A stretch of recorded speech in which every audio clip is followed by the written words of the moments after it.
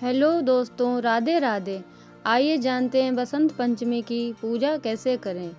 बुद्धि, विद्या और संगीत की देवी के रूप में माँ सरस्वती की पूजा की जाने लगी। बसंत पंचमी को माँ सरस्वती के जन्मोत्सव के रूप में मनाया जाता है। समस्त संसार को ध्वनि प्रदान करने वाली माँ सरस्वती की पूजा देवता और असुर दोनों ही करते हैं। लोग अपने अपने घरों में माता की प्रतिमा स्थापित करते हैं।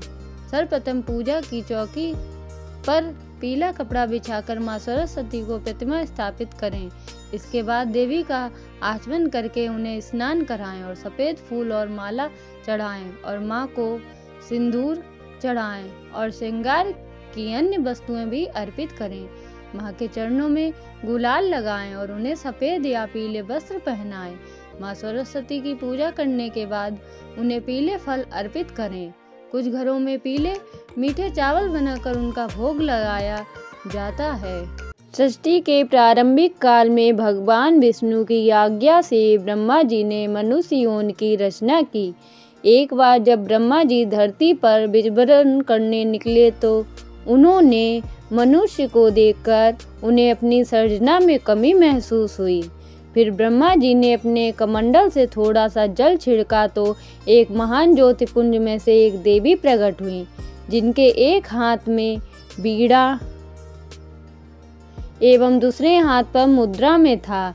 वहीं अन्य दोनों हाथों में पुष्पमाला। सरस्वती ने ब्रह्मा जी को प्रणाम किया और ब्रह्मा जी की पुत्री कहलाई। माँ सरस्वती के प्रकट होने पर ब्रह्म चल रहे आपस में बात करने में यह सामर्थ्य नहीं है। आपको अपने बीड़ा से शुरू इस संसार को ध्वनि प्रदान करनी है ताकि यह आपस में बात कर सकें और एक दूसरे को समझ सके।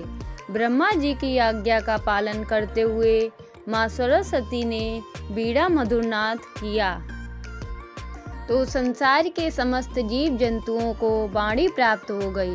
सभी प्राणी बोलने लगे, नदियां कल कल कर बहने लगीं, हवा से भी सन्नाटे को चीरता हुआ संगीत पैदा हुआ।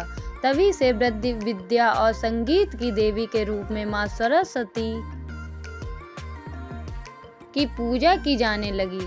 बसंत पंचमी को माँ सरस्वती के जन्मोत्सव के रूप में मनाया जाता है। तो दोस्तों, कैसी लगी आपको आज की ये जानकारी?